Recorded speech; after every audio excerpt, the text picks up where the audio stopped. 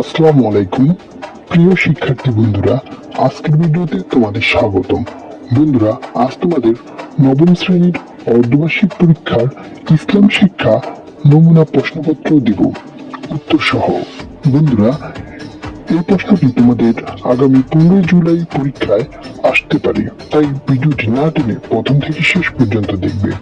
আমাদের নবম শ্রেণীর অর্ধবার্ষিক পরীক্ষার ইসলাম শিক্ষা প্রশ্নটি কিন্তু 14 তারিখ রাতেই আমাদের হাতে এসে পৌঁছাবে। আর তখন আমি কিন্তু আমার এই চ্যানেলে খুব সুন্দর করে সেই ভিডিওটি আপলোড করব। তাই তোমরা যদি 100 ভাগ সঠিক উত্তরপত্র পেতে চাও এবং অন্যদের থেকে ভালো মার্কস পেতে চাও, তাহলে অবশ্যই আমার চ্যানেলটি সাবস্ক্রাইব করে বেল আইকনে প্রেস করে রাখবে এবং এই ভিডিওটিতে একটি লাইক দিয়ে রাখবে। তাহলে আমি যখনই তোমাদের ওই ভিডিওটি, তোমাদের প্রশ্নপত্রের এবং উত্তরপত্রের ভিডিওটি আপলোড দিব, তখন তোমরা কিন্তু সাথে সাথে নোটিফিকেশন পেয়ে যাবা। তাহলে চলো বন্ধুরা, আমরা আজকের নমুনা প্রশ্নপত্রটি দেখে নিই। প্রশ্নটির প্রথমে একটি উদ্দীপক দেওয়া আছে এবং সেখানে বলা হয়েছে, তুমি এবং তোমার বন্ধু স্কুলের মাঠে বসে মহানবী সাল্লাল্লাহু আলাইহি সাল্লামকে নিয়ে আলোচনা করছিলে। তোমার বন্ধু বলেছে যে এই পৃথিবীতে যেহেতু এখনো কিয়ামত নাজিল হয়নি, তাই এখনো নবী রাসূলগণের আগমনের ধারা প্রচলিত থাকবে।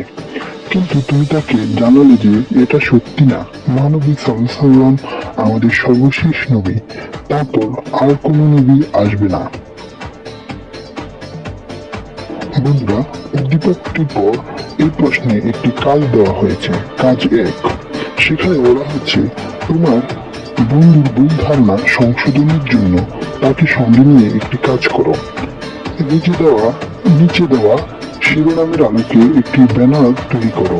এই কাজে তোমার সেই বন্ধুর সাহায্য নাও।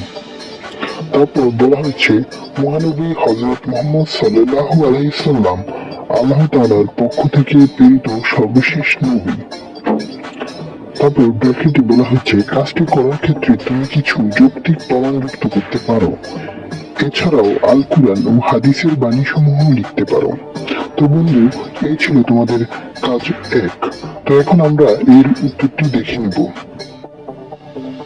কাজ 1-এ আমরা ব্যানার শিরোনাম লিখব, মহানবী হযরত মুহাম্মদ সাল্লাল্লাহু আলাইহি সাল্লামই আল্লাহ তাআলার পক্ষ থেকে প্রেরিত সর্বশেষ নবী। ব্যানারে যোগ্যতা প্রমাণ বা যোগ্য প্রমাণ। 1, আল কুরআনের আয়াত। সেখানে লিখব, মুহাম্মদ তোমাদের পুরুষদের মধ্যে কারো পিতা নন, তবে তিনি আল্লাহর রাসূল এবং নবীগণের মধ্যে সর্বশেষ। আল্লাহ সব বিষয়ে সম্যক জ্ঞাত। সূরা আল আহজাব আয়াত 40।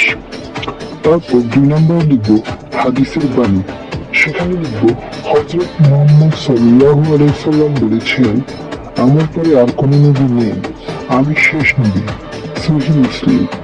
তারপর 3 নম্বর লিখব যৌক্তিক প্রমাণ। মহানবী হযরত মুহাম্মদ সাল্লাল্লাহু আলাইহি সাল্লামের জীবনী ও কর্মকাণ্ড থেকে স্পষ্ট যে তিনি আল্লাহর পক্ষ থেকে প্রেরিত সর্বশেষ নবী। তার জীবন ও শিক্ষাগুলি কিয়ামত পর্যন্ত মানবজাতির জন্য পথপ্রদর্শক। বন্ধুরা, এই ছিল তোমাদের কাজ 1-এর উত্তর। এখন আমরা দেখব কাজ 2। তারপর কাজ 2-তে বলা হয়েছে, রমজান মাসের গুরুত্ব ও এই মাসের করণীয় কাজসমূহ সম্পর্কে বিস্তারিত লিখো। রমজান মাস আমাদের জীবনে কতটা গুরুত্বপূর্ণ তা নিয়ে লিখতে হবে এবং এই মাসে আমাদের জন্য কোন কাজগুলি গুরুত্বপূর্ণ তা সম্পর্কে আলোচনা করতে পারো। বন্ধুরা, আমরা এর উত্তর লিখব, রমজান মাসের গুরুত্ব ও এই মাসে করণীয় কাজসমূহ। রমজান মাস ইসলামের ধর্মের পবিত্রতম মাস, যখন মুসলমানরা সিয়াম পালন করে থাকে। এই মাসে আল কুরআন নাজিল হয়েছে, যা মুসলমানদের জন্য একটি গুরুত্বপূর্ণ সবচেয়ে বড় ধর্মীয় গ্রন্থ। বন্ধুরা, এরপর লিখতে হবে করণীয় কাজসমূহ। 1, রোজা রাখা। সুবহ সাদিক থেকে সূর্যাস্ত পর্যন্ত খাবার, পানীয় এবং খারাপ কাজ থেকে বিরত থাকা। 2, তারাবির নামাজ পড়া।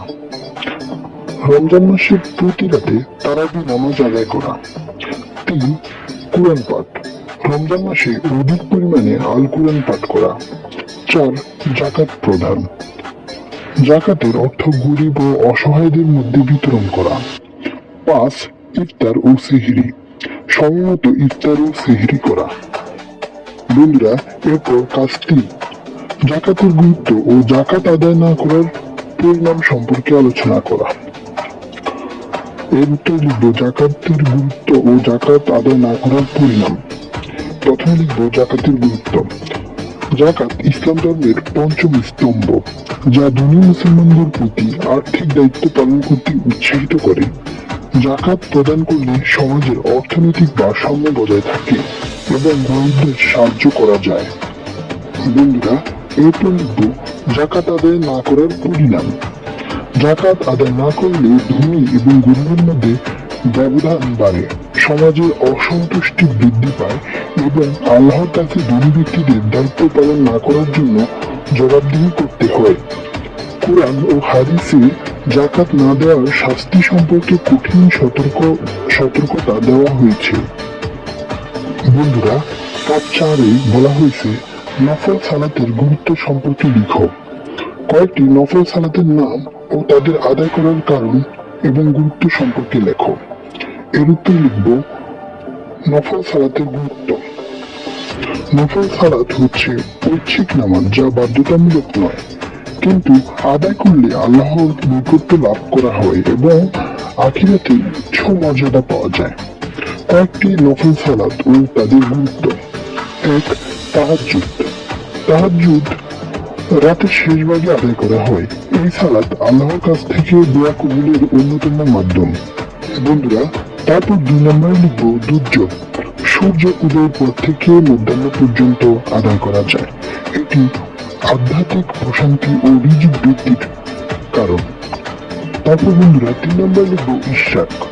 সূর্যোদয়ের কিছু সময় পরে আদায় করা হয়।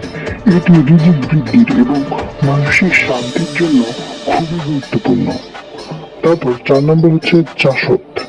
সূর্যের মধ্য গগনে পৌঁছানোর আগে আদায় করা হয়।